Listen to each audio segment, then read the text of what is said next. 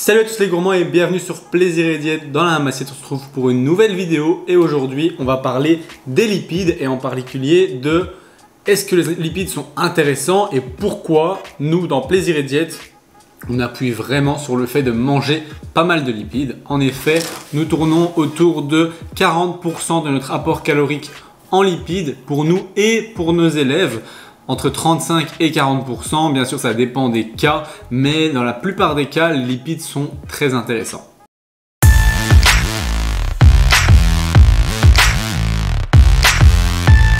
Donc, la première chose qu'on va faire, c'est qu'on va aborder les types de lipides et à quel point ils sont intéressants et à quel niveau. Donc la première chose, les lipides qu'on entend souvent, tout simplement, sont les oméga 3. Les oméga 3, c'est quoi? Tout simplement des acides gras polyinsaturés qui font aussi partie de la famille des oméga 6, des oméga 9, etc. Mais ceux-là, faut pas vous en occuper, tout simplement parce qu'ils sont partout. Que ce soit dans les huiles industrielles, dans les aliments que vous consommez, tout ce que l'industrie va utiliser pour préparer les aliments contient des huiles oméga 3, oméga 9, etc. Donc ce n'est pas important d'en consommer par soi-même de son plein gré. Mais par contre, puisque la balance, donc l'équilibre entre les oméga 6 et les oméga 3 est importante, eh bien il va être important de manger assez d'oméga 3. Et donc, ça va permettre quoi? Ça va permettre d'avoir moins d'inflammation et d'avoir une qualité d'acide gras dans le sang plus intéressante et donc de diminuer les risques de maladies cardiovasculaires. Et en plus de ça, j'ajouterais qu'il a été prouvé que les oméga 3 sont anabolisants, donc qu'ils augmentent la croissance musculaire. Comment? Eh bien tout simplement, je vous expliquerai ça par la suite quand on va parler des lipides de manière générale. Donc, après les oméga 3, qui sont les acides gras polyinsaturés, on a les acides gras monoinsaturés, tout simplement tout ce qui est les oléagineux, les avocats, les noix, les olives par exemple, tout ça c'est des acides gras monoinsaturés. Est-ce qu'ils sont intéressants? Oui, ils sont insaturés, tous les insaturés sont intéressants, mais j'ai envie de vous dire en fait ils sont tous intéressants, sauf un qu'on va discuter après et je vous le dis déjà, ce n'est pas les acides gras saturés, mais on en parlera juste après. Donc tout simplement, les acides gras monoinsaturés sont potentiellement moins bénéfiques pour la santé que les oméga 3, mais ils ne sont pas non plus néfastes et ils sont intéressants et faciles à trouver en général, comme je vous l'ai dit, dans tous les aliments gras dont je vous ai parlé, qui sont ceux qu'on consomme assez facilement. Donc ces acides gras sont potentiellement neutres à un petit peu bénéfiques dans le cadre de la croissance musculaire et pour le corps ils sont plus ou moins bénéfiques, mais sans plus quoi. Il ne faut pas en abuser non plus en se disant oh, c'est très bon, ça va. Ensuite, on arrive à un sujet assez tabou. Est-ce que les acides gras saturés sont à bannir ou non? Eh bien tout simplement, je vous dis directement la réponse, c'est non. Est-ce qu'il faut les choisir intelligemment? Pourquoi pas? Alors tout simplement, il existe deux types d'acides gras saturés, on va faire ça comme ça simplement. Il existe les acides gras saturés qui viennent d'aliments assez transformés, d'aliments industriels qui ont été cuisinés dans des matières grasses saturées ou qui ont déjà de la matière grasse saturée dans l'aliment mais qui a subi des processus de transformation et de chaleur de manière à ce que ceci soit vraiment moins intéressant et plus nuisible pour vos vaisseaux sanguins et à long terme potentiellement ça pourrait créer des maladies cardiovasculaires. Mais ça c'est pour les aliments industriels, c'est toujours la même histoire. S'ils sont industriels, les acides gras, qu'ils soient oméga 3 ou autres, ne seront pas intéressants parce que, petite anecdote, même les oméga 3 cuits à très très haute température sont potentiellement normalement des polyinsaturés, mais ils se transforment en d'autres oméga 3 qui ne sont plus des oméga 3, c'est une autre sorte de lipide parce que elle a tellement chauffé que les chaînes de lipides entre elles se sont complètement chamboulées, ce qui en fait des lipides de mauvaise qualité.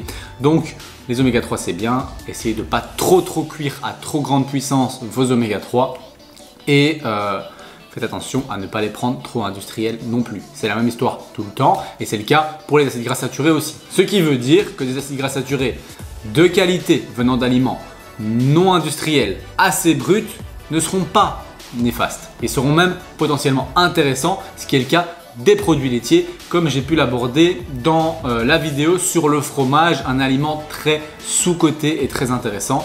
Donc si vous n'avez pas encore vu la vidéo sur le fromage, eh bien je vous la mets juste ici.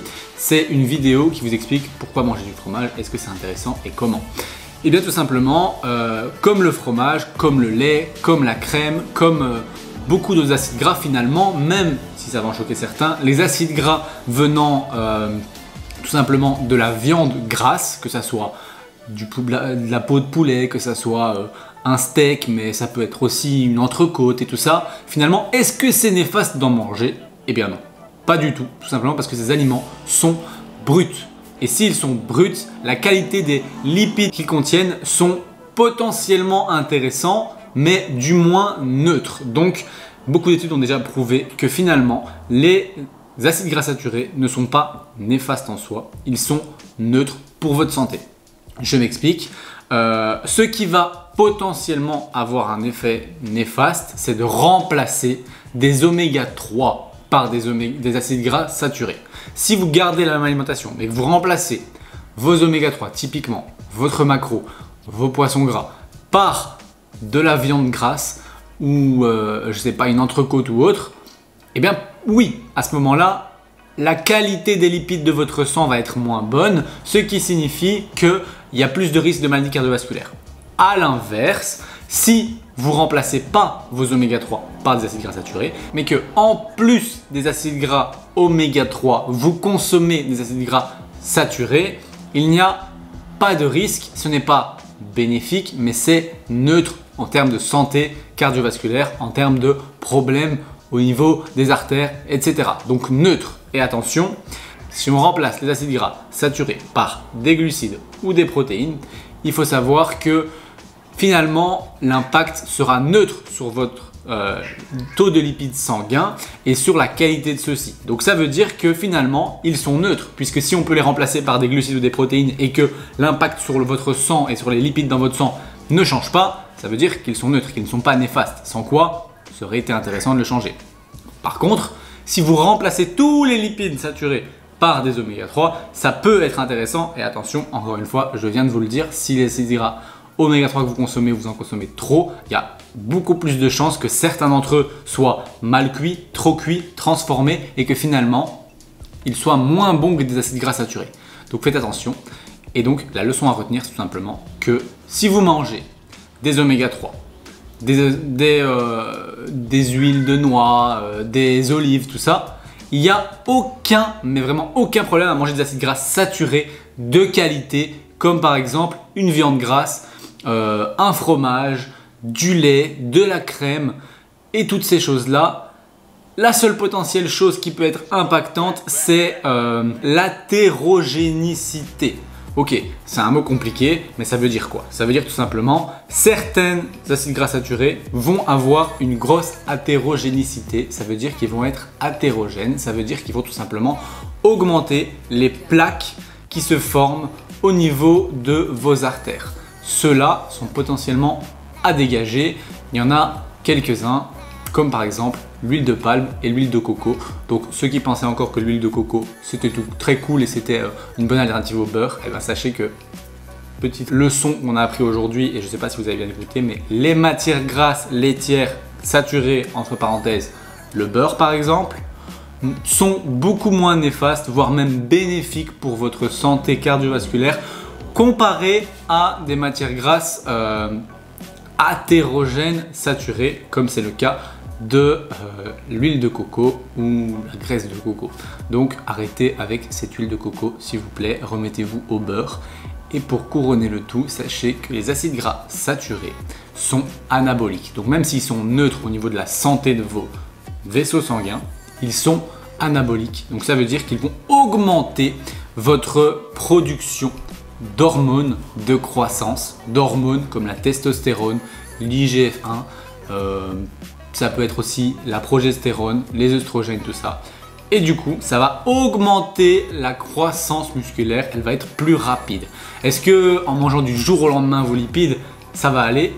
Non, ça prend du temps. Vous allez avoir besoin de quelques semaines, voire quelques mois avant de voir de réels résultats. Mais je vous garantis qu'en mangeant 40% de lipides, et parmi ces 40%, si vous avez 20% d'oméga 3 et de monoinsaturés, donc olives, huile de noix, des noix, de l'avocat et tout ça. Si ça fait 20 voire 25% de votre apport en lipides, donc des 40%, et que les 15 autres pourcents sont représentés par des saturés, voire même les 20 autres pourcents, vous aurez de très bons résultats. D'ici quelques mois, vous verrez que votre libido sera meilleure, votre qualité de peau sera meilleure, votre qualité de cheveux sera meilleure, vos selles typiquement seront meilleures et vous verrez que à terme, ça boostera vos hormones. Si votre libido est meilleur, il n'y a pas photo, ça veut tout simplement dire que vos hormones sont en train de travailler, que votre testostérone augmente et donc que potentiellement vous allez avoir une croissance musculaire plus grande sur les mois qui viennent. Voilà pourquoi on utilise beaucoup de lipides, voilà pourquoi ce n'est pas dangereux. Et maintenant, si vous voulez en savoir plus sur les lipides, que je fasse une deuxième vidéo sur le sujet en m'étalant un peu plus sur la partie cholestérol. Est-ce que le cholestérol c'est dangereux? Comment interpréter le cholestérol? Qu'est-ce qu'en dit la science? Je peux faire une vidéo là-dessus, il suffit de me le dire en commentaire et ce sera la prochaine vidéo. Parce que moi, en tant que diététicien, ça me fait plaisir de vous partager des petites connaissances en vulgarisant un peu tout ça. J'espère que cette vidéo vous aura plu. Si c'est le cas, vous pouvez toujours cliquer sur j'aime et même vous abonner. À la prochaine pour une autre recette ou une autre vidéo.